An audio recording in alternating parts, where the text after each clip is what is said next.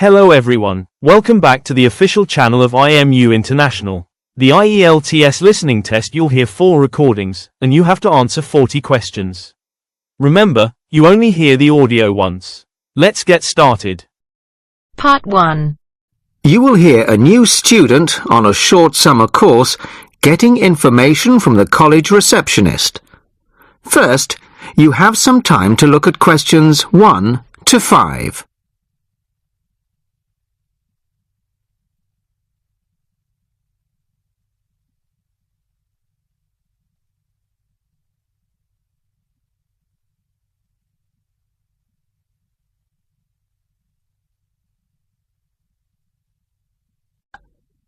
Now the test will begin. You should answer the questions as you listen, as you will not hear the recording a second time.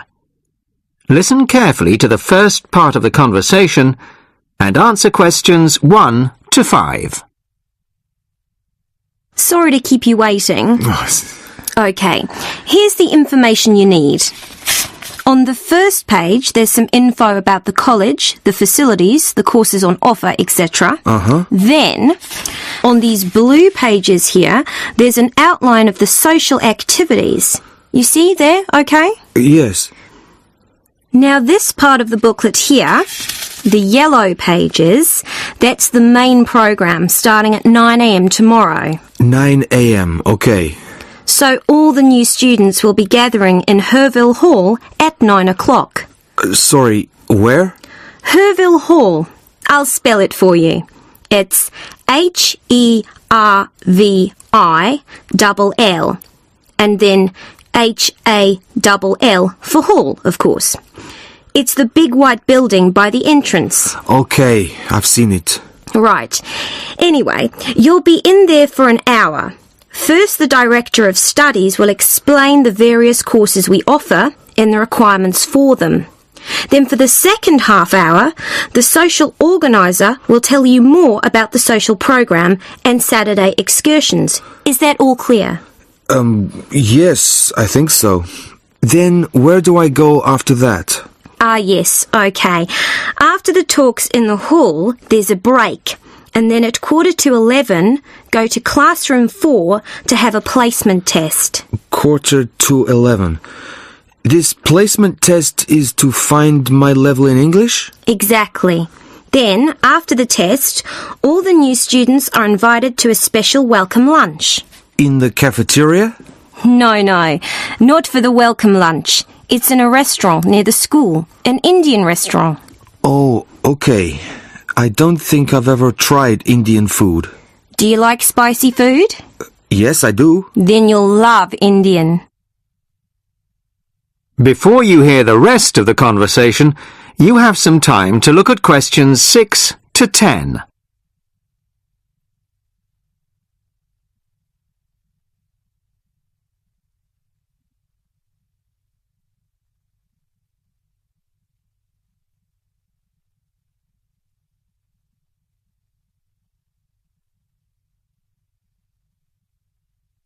Now listen and answer questions 6 to 10. So, where's the Indian restaurant? Don't worry, it's really easy to find. Have you got that map I gave you? This one? Yes, that's it. See here, the main entrance to the school? Yes? Well, don't go out of there. There's a smaller entrance here, round the back. Oh, yes, I see. Okay, so you go out of there, past the phone box, and then turn right into this road here, the one that goes along the side of the park. You'll see a supermarket on the left, and then it's just after that on the right. It's quite a big place. You can't miss it. Okay. And one more thing. Is there a post office near here? Post office? Oh yes, of course. Just the other side of the park. Go through the middle of the park and it's there by the park entrance. Thanks a lot. You're welcome. Oh, there's a good cafe near here too. Very popular with the students. Just there. You go out of the main entrance into Varley Road, then turn left at the bank and it's at the end of the street. They do amazing coffee. That's great. Thanks very much. No problem. Enjoy your course. Thanks again. Bye.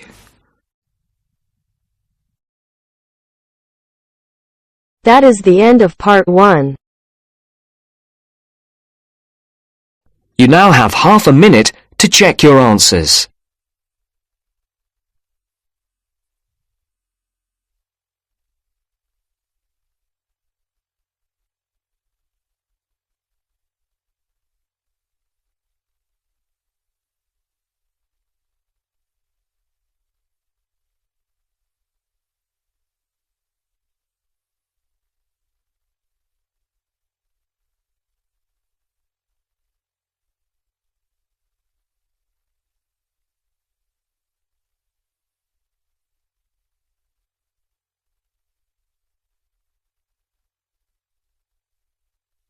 Now turns to part 2. Part 2. First, you have some time to look at questions 11 to 17.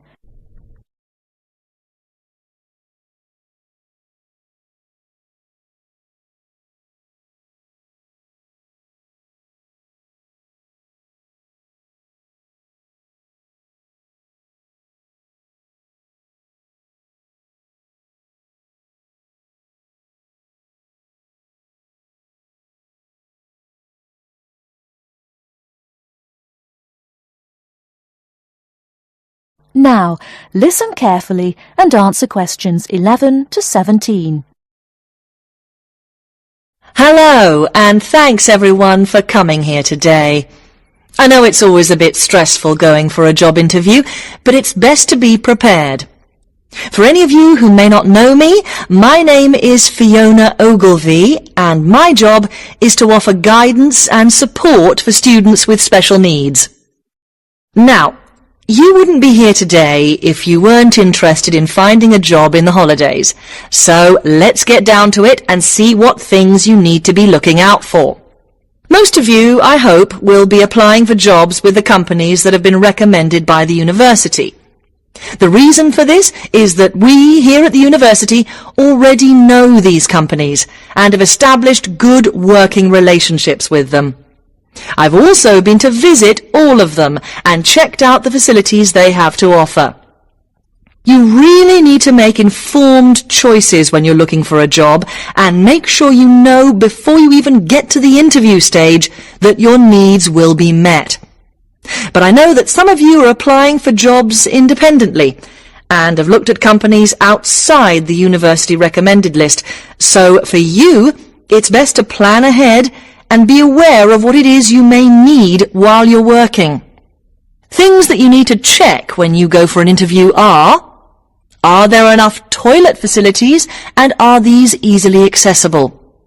Also, you want to check that all the public areas inside the building are barrier-free, so you can get direct access to these public spaces whenever you need to. And ask about ramps into the building, so you know how many there are and where they are located. These kinds of things are so much more difficult to sort out when you've started work, as they take time. But ramps are an absolute must, so please make sure you know where they are. Another thing you must make sure of is that the lifts have the correct lowered control panels. Ask if all the lifts have this facility or if it's only certain ones. Now, something I think that is often overlooked is working hours. What you want to make sure of is that you get flexi time. This basically means that your working hours are flexible and you can clock on and clock off in times that suit you. Within reason, of course. Most companies do recognize that it takes much longer for someone in a wheelchair to get on and off buses and trains. Public transport can take that much longer, so you need to be organized and prepared. And for those of you lucky enough to own a car, check how many disability parking spaces are available. Remember that it's your right to have a disabled parking space. These also need to be near enough to a wheelchair accessible entrance or ramp. Okay, are there any questions before we move on? Before you hear the rest of the talk, you have some time to look at questions 18 to 20.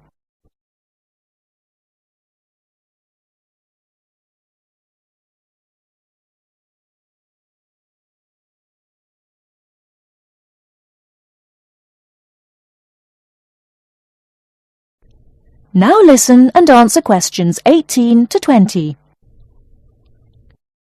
Right, let's move on then.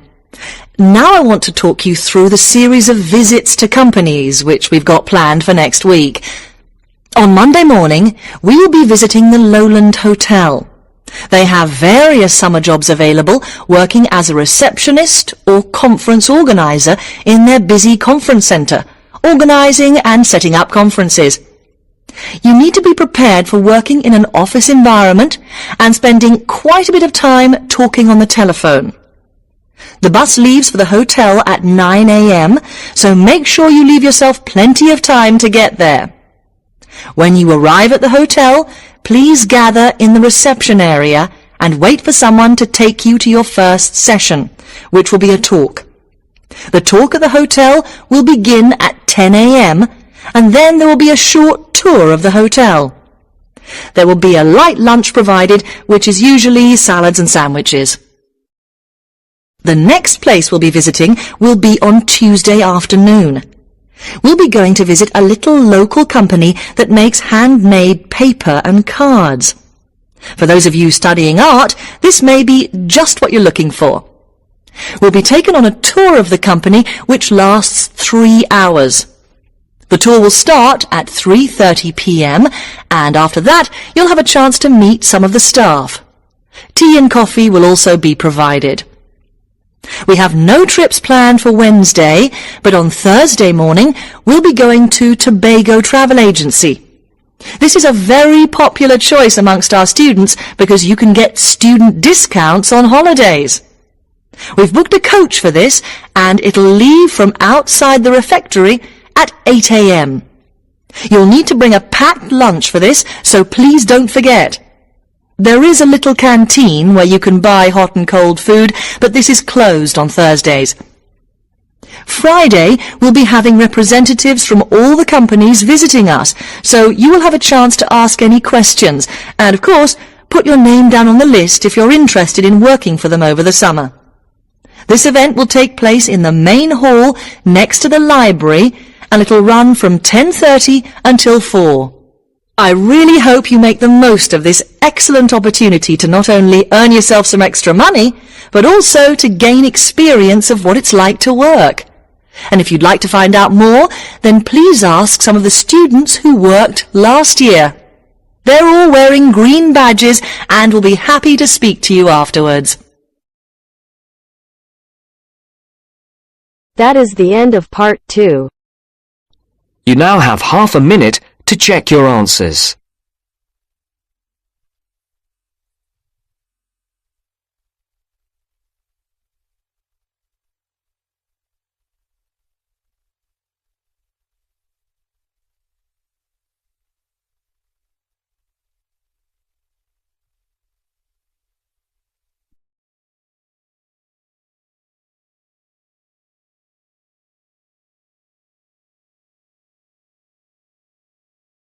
Now turns to part 3.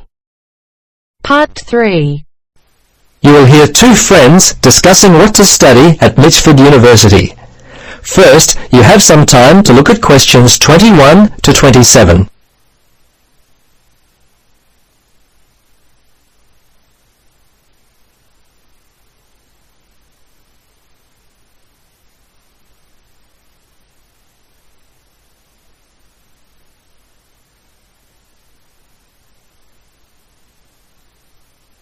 Now listen carefully and answer questions 21 to 27.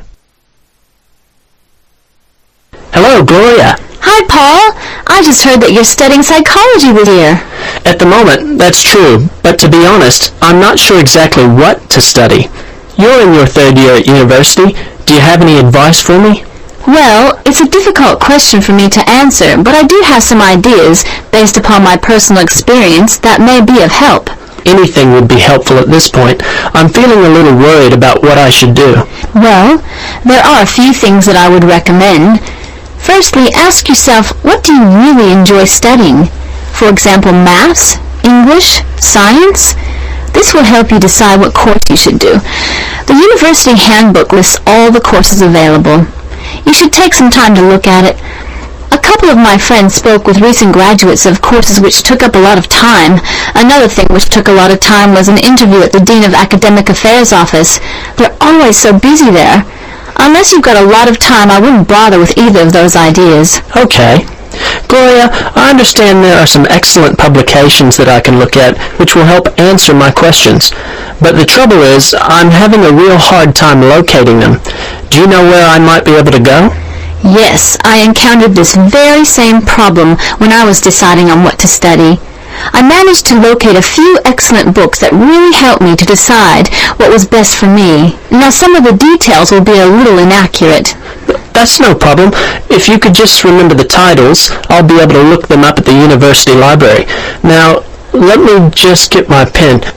Okay, ready? All right. The first book I found was What Should I Do? It was written by Paul Smith, and I believe it was published in 2000 by Smith Brothers. I think this was the best book I read, although Judy Newton's Choosing University Courses was also an excellent help for me. Can you remember what year that one was published? Let me see. Most of the books I read were published around the same year, 2000, I think. I can't remember who published it. I think it was Printers Limited. You'll have to check that one out yourself. No problem. This is just what I've been looking for. Anything else you could recommend? Yes, there was one other book which I remember because my cousin works for the publishers Brown and Tate. He started there in 2002. Anyway, the book's called Surviving University and was written by Julie White. It's an excellent book which came out in 2004. I certainly recommend it. Before you hear the rest of the conversation, you have some time to look at questions 28 to 30.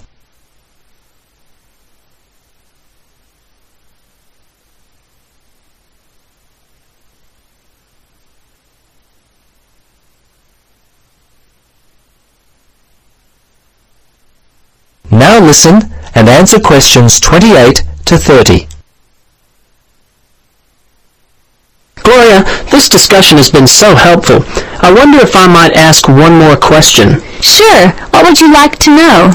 Well, I'm wondering why you finally decided to study psychology. Well, what helped me to decide was my interest in working with people.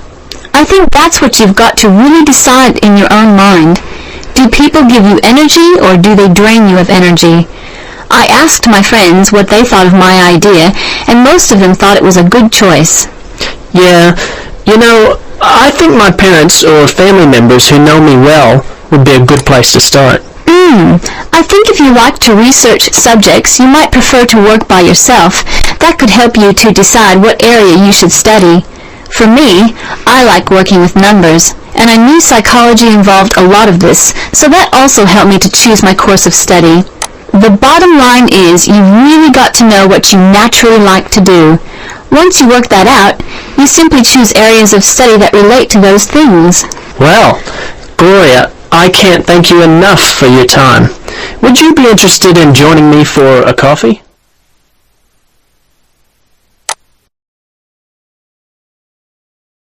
That is the end of part 3. You now have half a minute to check your answers.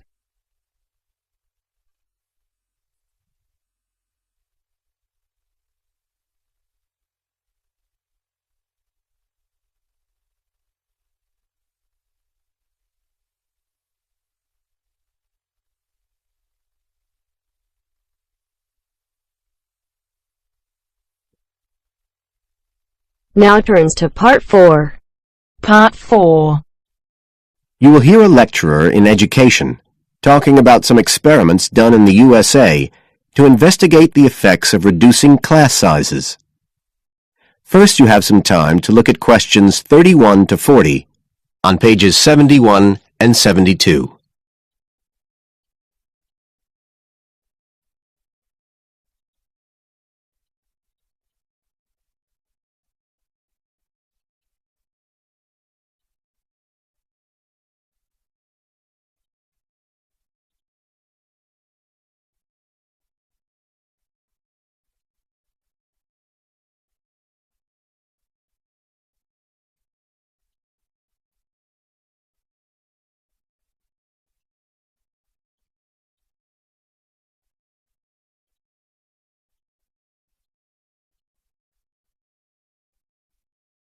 Now listen carefully and answer questions 31 to 40.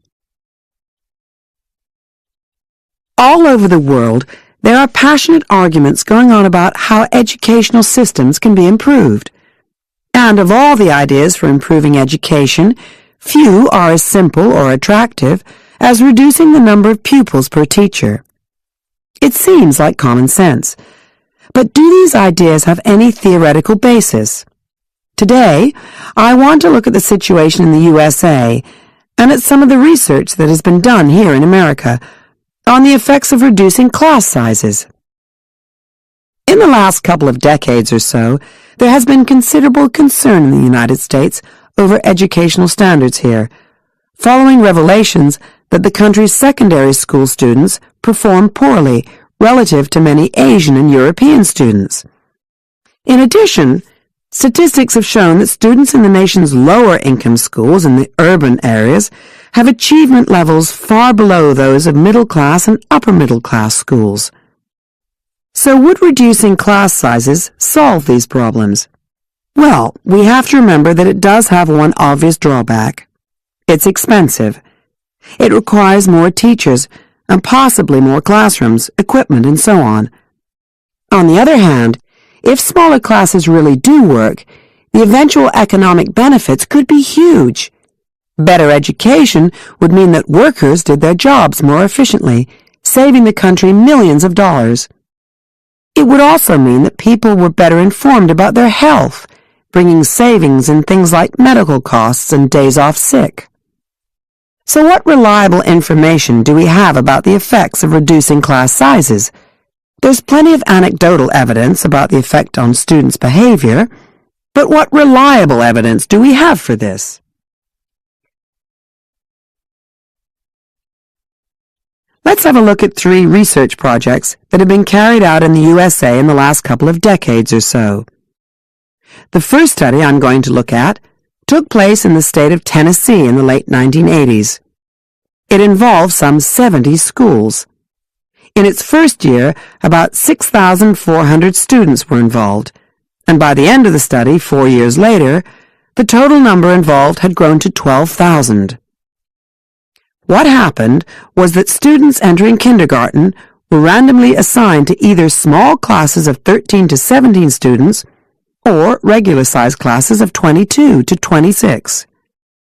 The students remained in whatever category they had been assigned to through the 3rd grade. And then, after that, they joined a regular classroom. After the study ended in 1989, researchers conducted dozens of analyses of the data.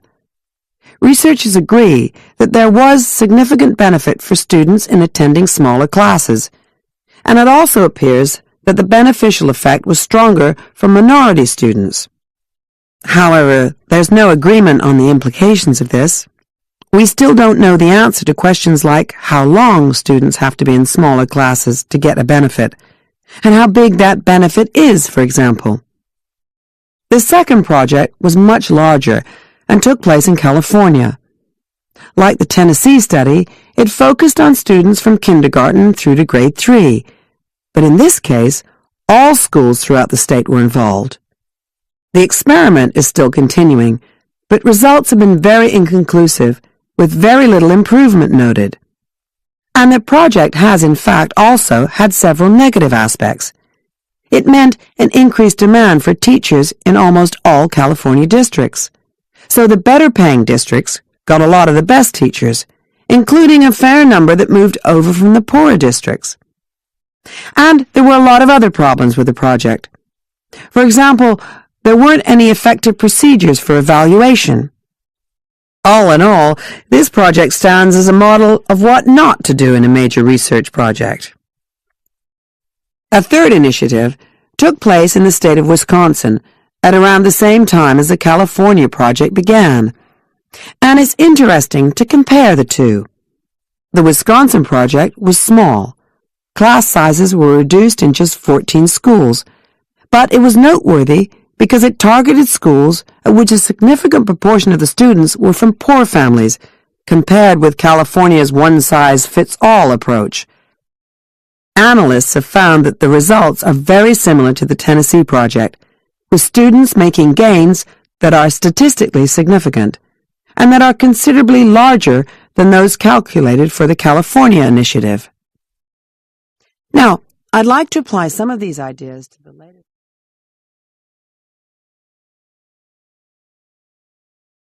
That is the end of part 4. You now have half a minute to check your answers. That concludes today's IELTS listening mock test. How did you perform? Compare your answers with the key provided to see your estimated band score. If you're ready to take your preparation to the next level, join us at IMU International. From intensive IELTS workshops to free student visa consultancy, we provide the expert guidance you need to succeed in 2026. Visit our centers in Navsari or Billamora to start your journey today. Don't forget to like this video and subscribe for more professional training from IMU International. Good luck with your studies, and we'll see you in the next session.